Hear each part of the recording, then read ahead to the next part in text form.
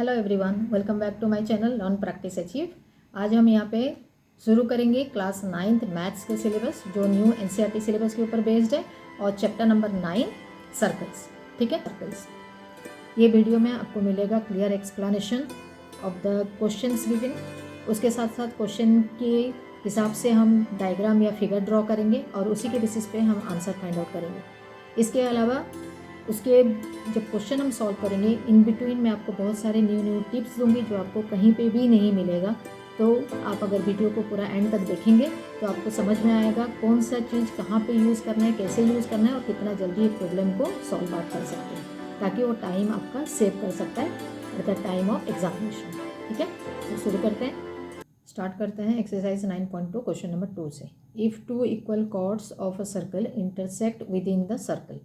ठीक है, एक सर्कल ले लेते हैं और सर्कल के अंदर 2 कॉर्ड्स लेंगे जो कि आपस में इंटरसेक्ट करेंगे।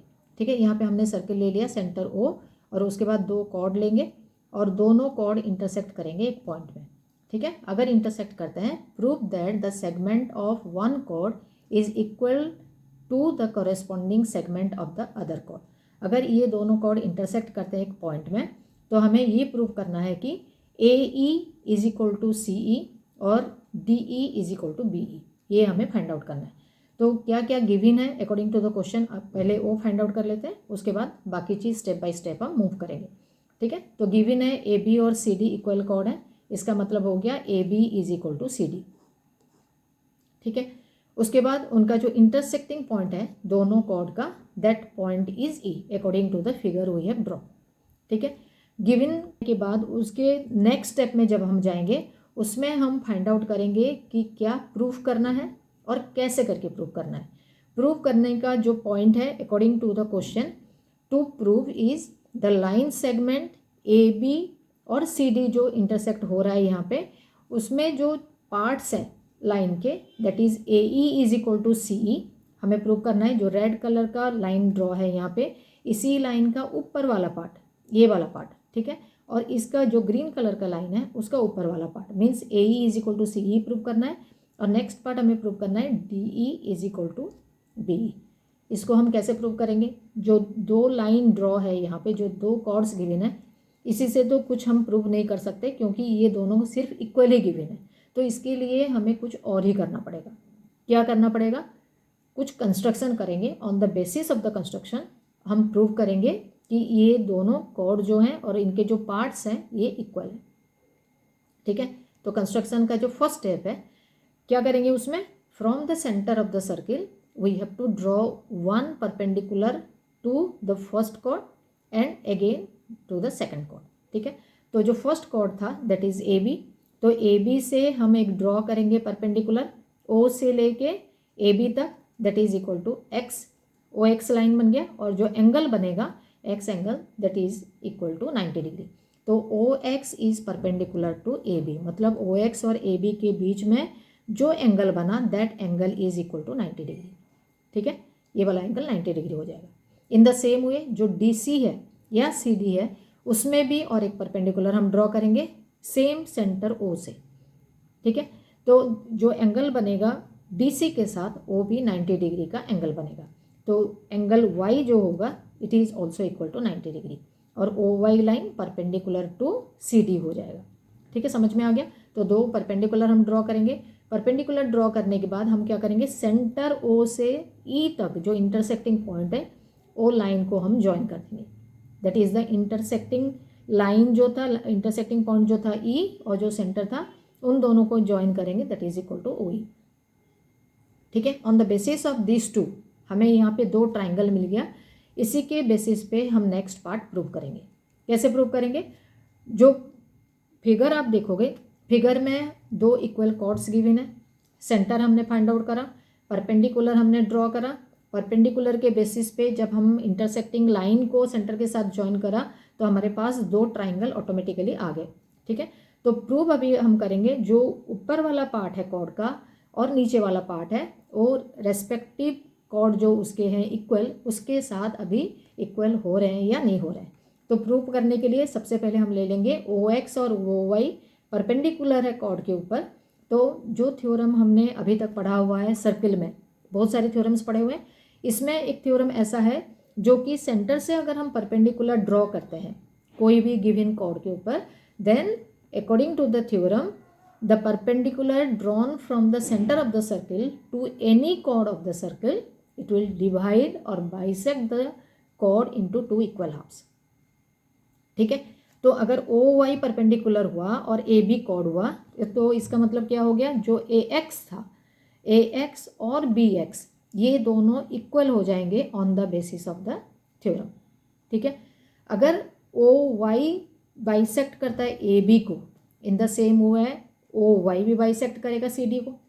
समझ में आ गया, क्योंकि ओ भी परपेंडिकुलर है। अगर दोनों परपेंडिकुलर होते हैं तो A X is equal to B X हो गया, ये वाला पार्ट और ये वाला पार्ट जो बी एक्स पार्ट ये इक्वल हो जाएंगे on the basis of the theorem. और सेकंड केस में ये वाला पार्ट और ये वाला पार्ट भी इक्वल हो जाएंगे। ठीक है, तो A X is equal to B X हो गया और C Y is equal to D Y हो गए। लेकिन हमारे पास ऑलरेडी क्वेश्चन में गिवन है A B is equal to C D, तो ए एक्स ए बी का हाफ है, बी एक्स भी ए बी का हाफ है। इन द सेम हुआ है सी वाई भी सी डी का हाफ है और डी वाई भी सी डी का हाफ है। तो ये वाला हाफ इसके साथ इक्वल हो जाएगा और ये वाला हाफ इसके साथ इक्वल हो जाएगा।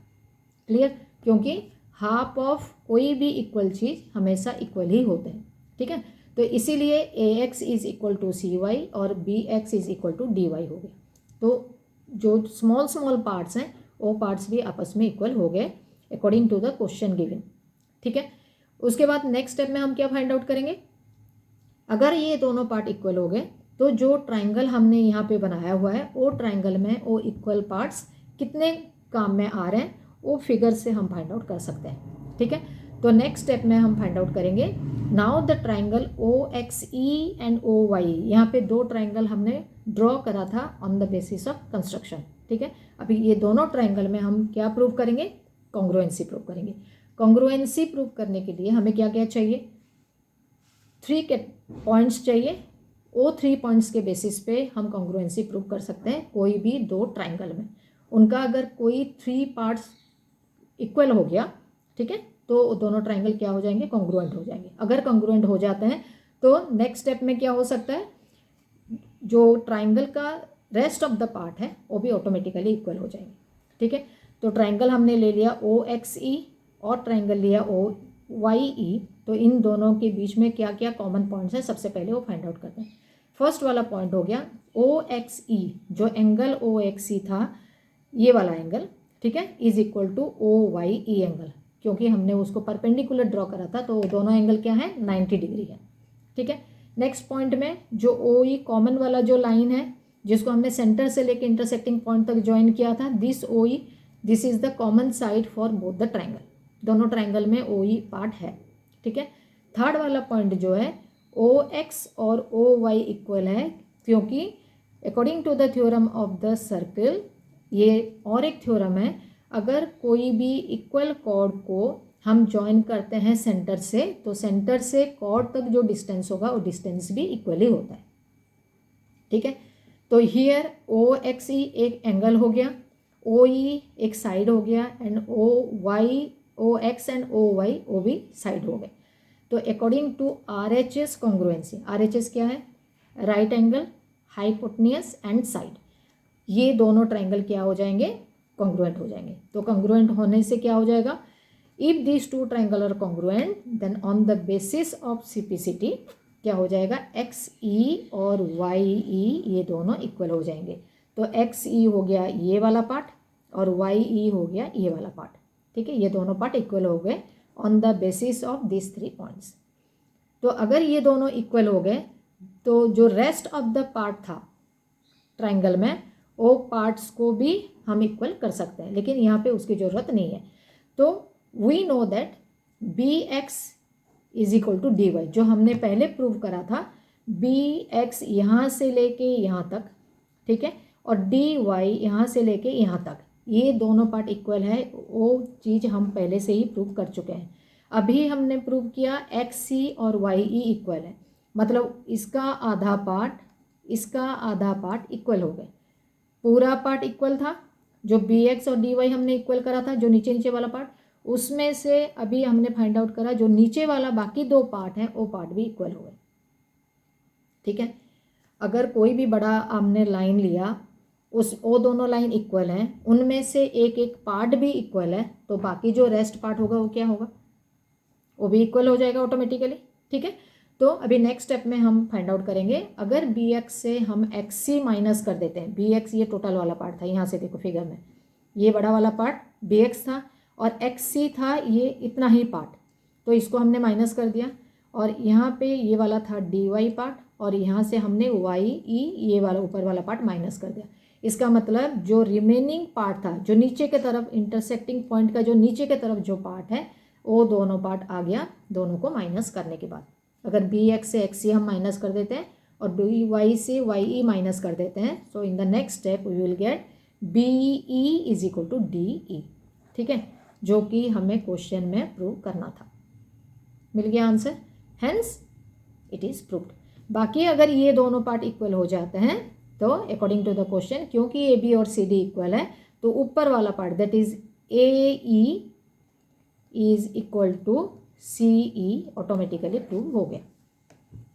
Done, clear. ओके स्टूडेंट्स, आज इस क्वेश्चन में हमने बहुत सारी इंपॉर्टेंट चीज़ें डिस्कस किए हुए हैं, जैसे कि क्वेश्चन को अच्छे तरह से एनालाइज करना, क्वेश्चन के बेसिस पे फिगर कैसे ड्रॉ करना, उसके बाद कौन सा थ्योरम यूज़ होगा, क्यों यूज़ होगा, ओके, और कैसे उसका आंसर फाइंड आउट करना।